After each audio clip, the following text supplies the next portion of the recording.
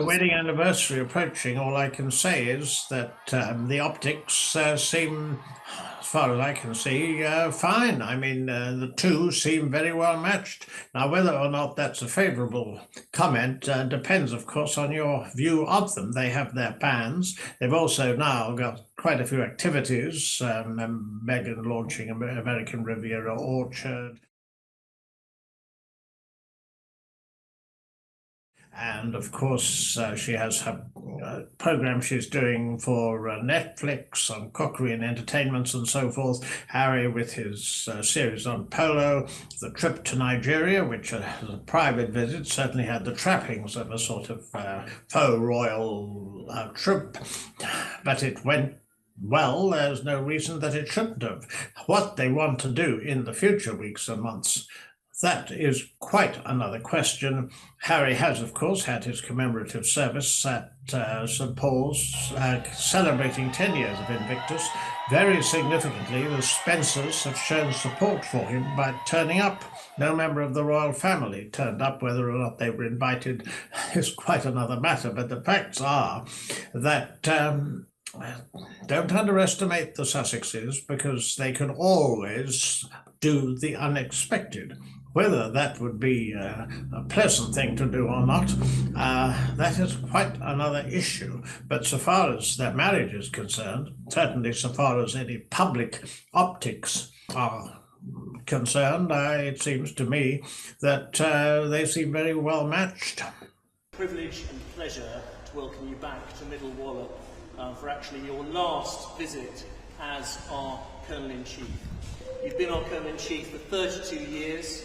The King is the first Colonel-in-Chief of the Army Air Corps and has done the Corps proud during his many years looking after us. So we're extremely sad to see you go, sir, but at the same time delighted that you have appointed the Prince of Wales to be the next Colonel-in-Chief, and of course he is an accomplished helicopter pilot in his own right.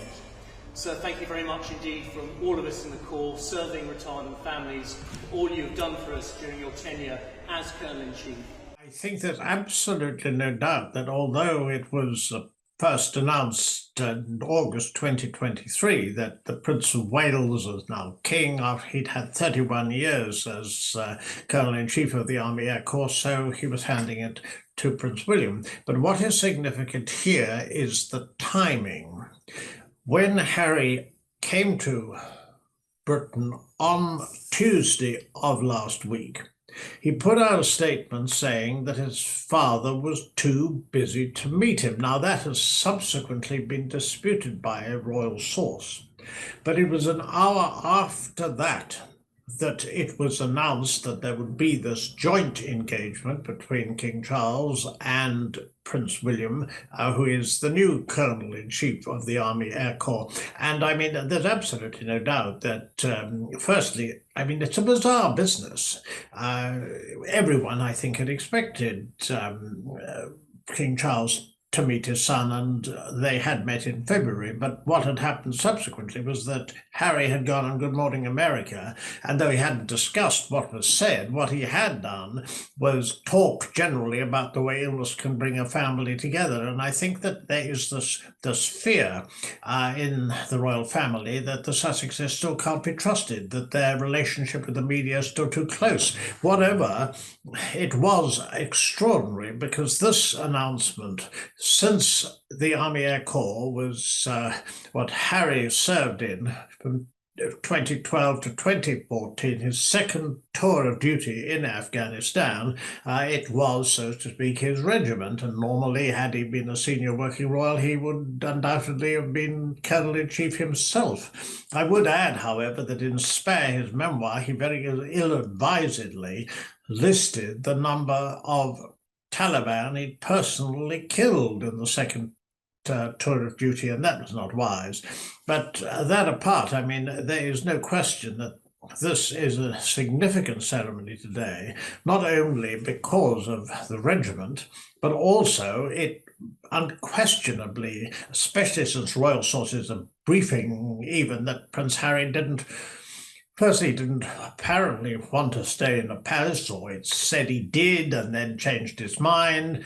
And then there is this report that he didn't apparently want to see his father, or didn't ask to, or there seems to be, putting it mildly, a most extraordinary breakdown in communication, and the optics of this visit are just bizarre. The trouble is to get enough people early. Yeah. So we have to invite the GPs, give us the name or the details, and they get invited for the programme.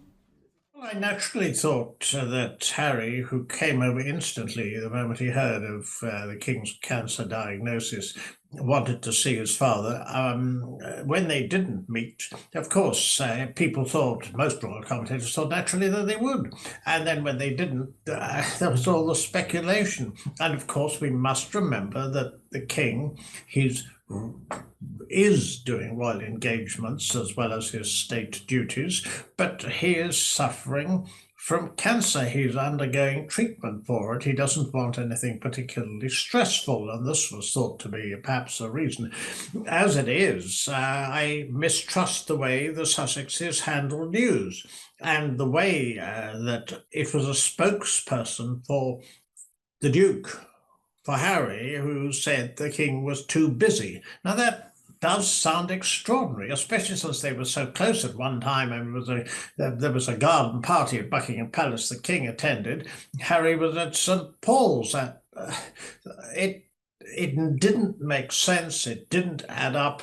It's beginning to add up if you see a pretty ruthless side, perhaps, to the Sussexes. Of course, I mean, people can only assume, they can only speculate given the circumstances, but as I say, the optics of the trip are extraordinary. I think that Harry will be distressed by this. I think undoubtedly it's something that he takes very personally. We know that what he's done for the military family, for the Invictus Games, which is a wonderful thing. And of course, this featured a great deal in their visit, which was private, to Nigeria. But the facts simply are that the way the King was doing this, he was making someone he trusts Colonel-in-Chief.